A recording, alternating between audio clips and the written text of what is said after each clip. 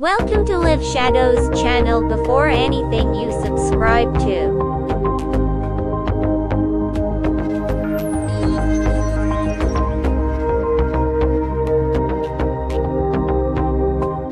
Ronald Kruger, in his book Higher Good, tells about his experience that happened at the age of 15 due to a car accident.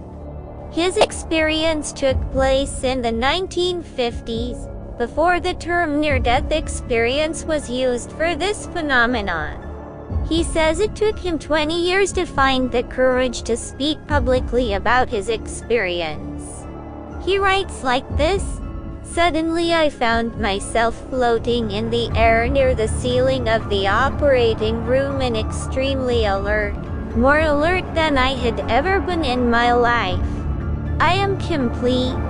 There and two nurses working hard on an injured and bloody body from above. I got closer and realized that the body they were working on was mine. At the time I just realized that I was dead, and the fact is that I was happy about it. I was able to recognize my body only after looking carefully, because a dead body without a soul does not have many unique characteristics. In fact, most of the features that we have in the physique see the human body is an exaggeration of our mind, which has a hap. I was happy with what I saw, and the body on the bed didn't matter to me. I could forget about them like I throw away a broken tool. In my 15 years of life, I have always been physically active. I was healthy, but I have never felt so good. No feeling on earth, even with the help of chemicals and drugs, can equal this feeling. The best way I can describe it is that the best day of your life feels like excruciating pain. I felt a tremendous peace and an absolute absence of any fear or worry. And Buddha was right when he said that life is suffering. As long as we are in the world, we are captive to our inner pains and pleasures. Maybe the way I explained it makes it sound like a feeling of nothingness, when it's a very deep and universal feeling of peace, security, and understanding. The vision of our egoic world around us is actually a collective and shared illusion between us. Being without desire is not non-existence, but a feeling in which we have achieved all our desires. I thought, if someone blindly gives you happiness as a gift, it will be empty and meaningless. While I was hovering above my bogey, felt an extraordinary force from above calling me to him. It was enough for me to will and surrender myself to this force and let it attract me to itself. As soon as I turned my attention to this force, I began to ascend, and the ceiling of the room disappeared in front of me. I heard a brief sound, like air being released in one void, and immediately found myself in another. In front of me stood a group of ghosts, about 50 to 100. Each of them had their own identity, but at the same time, they were all part of each other and formed a single entity. I realized that these were all my previous lives. Their faces were human-like, but their form gradually faded from the shoulders down. I could see both men and women, and different nationalities in them. Every soul had lived once, but the experience and knowledge resulting from each life was vital and important for thee. They were communicating with me as a unit and not separately, and that too through thoughts and not words.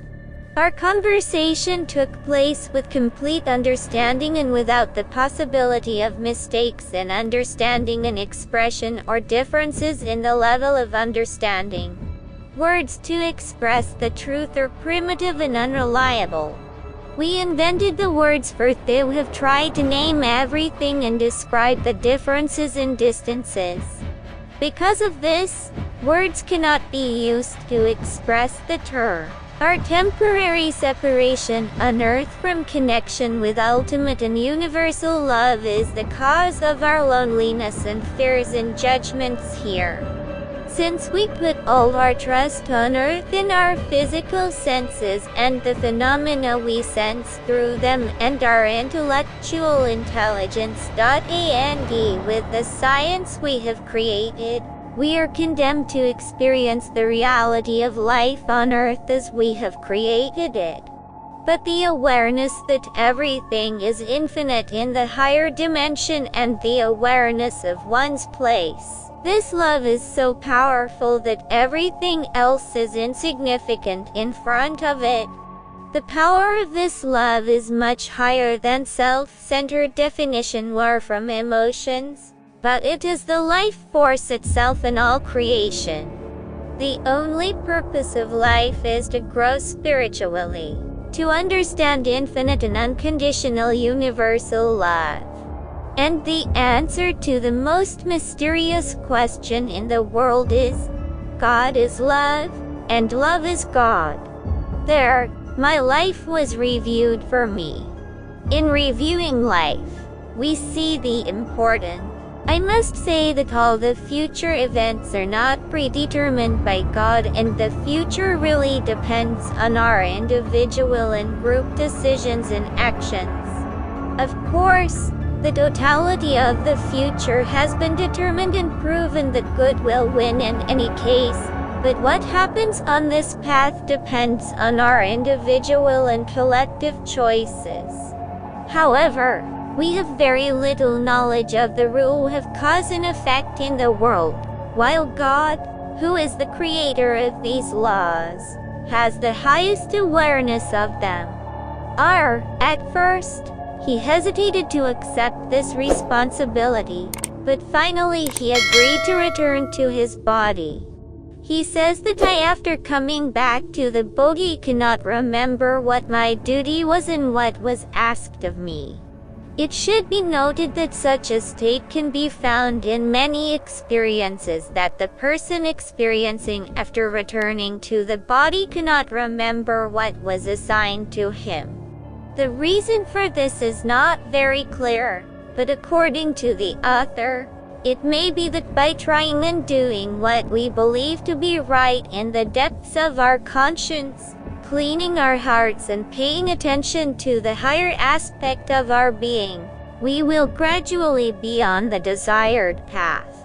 And at the right time, things and head threads of what we should do will emerge in our lives.